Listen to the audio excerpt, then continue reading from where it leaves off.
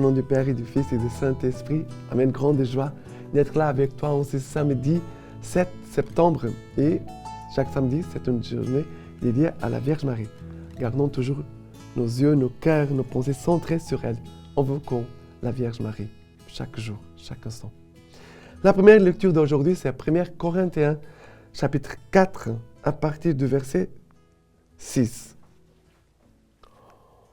En tout cela, frères, je me suis pris comme exemple avec Apollos à cause de vous, pour que vous appreniez en nos personnes à ne pas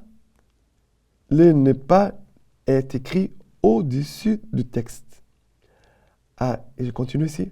À ne pas vous enfler d'orgueil en prenant les partis de l'un contre l'autre. Qui donc, en effet, te distingue? Qu'as-tu que tu n'aies reçu? Et si tu l'as reçu, pourquoi te glorifier comme si tu ne l'avais pas reçu? Déjà, vous êtes rassasiés. Déjà, vous êtes enrichis. Vous vous êtes enrichis. Sans nous, vous êtes devenus rois. Que ne l'êtes-vous donc roi pour que nous partagions nous aussi votre royauté? Car Dieu, s'il me semble, nous a, nous les apôtres, exhibés au dernier rang comme des condamnés à mort. Oui, nous avons été livrés en spectacle au monde, aux sages et aux hommes. Nous sommes fous, nous, à cause du Christ. Mais vous, vous êtes prudents dans le Christ. Nous sommes faibles, mais vous, vous êtes forts. Vous êtes à l'honneur, mais nous, dans le mépris. Jusqu'à l'heure présente, nous avons faim, nous avons soif. Nous sommes nus, maltraités et errants. Nous nous épuisons à travailler de nos mains. On nous insulte et nous bénissons. On nous persécute et nous l'endurons. On nous calomnie et nous consolons. Nous sommes devenus comme l'ordure du monde. Jusqu'à présent, l'universel rebut. Ce n'est pas pour vous confondre que j'écris cela, c'est pour vous avertir comme mes enfants bien-aimés. Auriez-vous en effet des milliers de pédagogues dans le Christ, que vous n'avez pas plusieurs pères, car c'est moi qui, par l'Évangile, vous ai engendré dans le Christ Jésus. Paul, il dit, vous avez beaucoup d'enseignants, beaucoup de gens qui vous enseignent. Mais père spirituel, vous avez qu'un.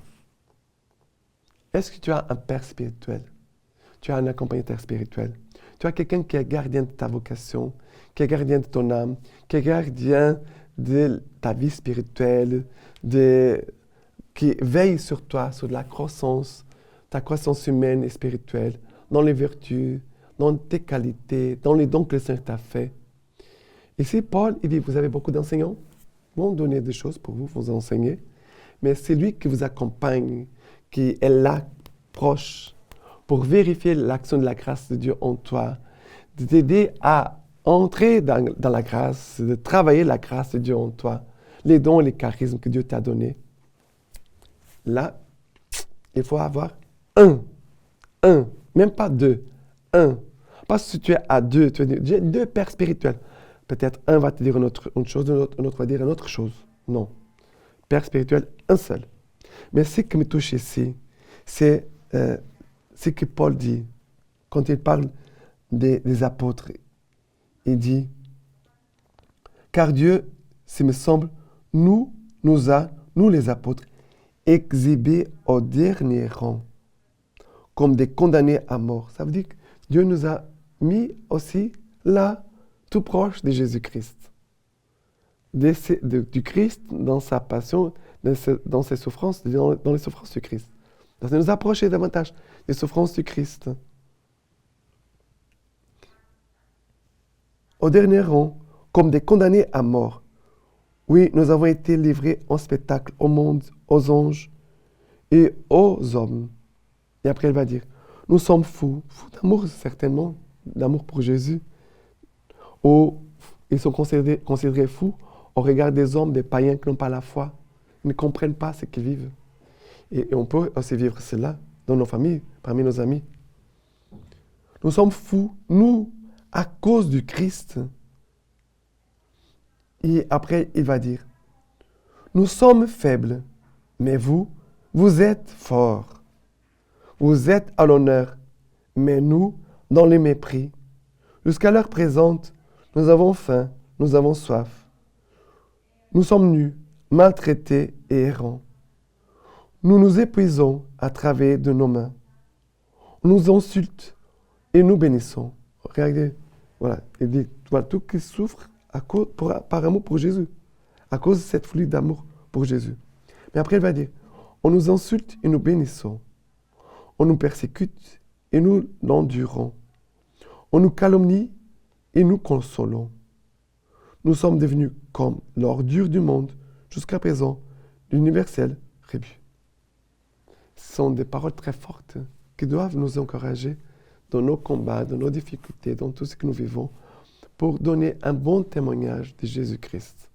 Nous sommes sur cette terre pour donner au monde, aux yeux des hommes que nous voient vivre, la présence du Christ, Jésus. D'accord? Maintenant, le psaume d'aujourd'hui, c'est le psaume 145, à partir du verset 17. Nous dit ceci. Le Seigneur est justice en toutes ses voies, fidèle en toutes ses œuvres. Proche est le Seigneur de ceux qui l'invoquent, de tous ceux qui l'invoquent en vérité. Les désirs de ceux qui les craignent, il les fait, il entend leurs cris et les sauve. Le Seigneur garde tous ceux qui l'aiment, tous les impies, il les détruira. Que ma bouche dise ta louange, Seigneur, que toute chair bénisse ton saint nom, toujours et à jamais. Toujours et à jamais. Alors, et ici, le Seigneur est justice en toutes ses voies, fidèle en toutes ses œuvres. Le Seigneur est proche de ceux qui l'invoquent, de tous ceux qui l'invoquent en vérité. Nous pouvons même traduire qu'il l'invoque avec fidélité. Et ici, ça concerne notre vie de prière. Le Seigneur est justice, il est fidèle, il est proche de celui qui prie, il prie avec fidélité. Comment tu vis ta vie d'union au Seigneur? Parce que la prière, c'est notre unité, union avec le Seigneur, notre amitié, notre intimité avec le Seigneur. Je te laisse la question, d'accord? Et maintenant, l'évangile d'aujourd'hui, c'est Luc chapitre 6, à partir du verset 1. Or, il advint un sabbat qui traversait les moissons, et ses disciples arrachaient et mangeaient des épis en le froissant de leurs mains. Mais quelques pharisiens dirent, « Pourquoi faites-vous ce qui n'est pas permis le jour du sabbat ?» Jésus leur répondit, « Vous n'avez donc pas lu ce que fit David lorsqu'il eut faim, lui et ses compagnons, comment il entra dans la demeure de Dieu, prit les pains d'oblation, en mangea et en donna à ses compagnons. Ces pains qu'il n'est permis de manger qu'au seul prêtre.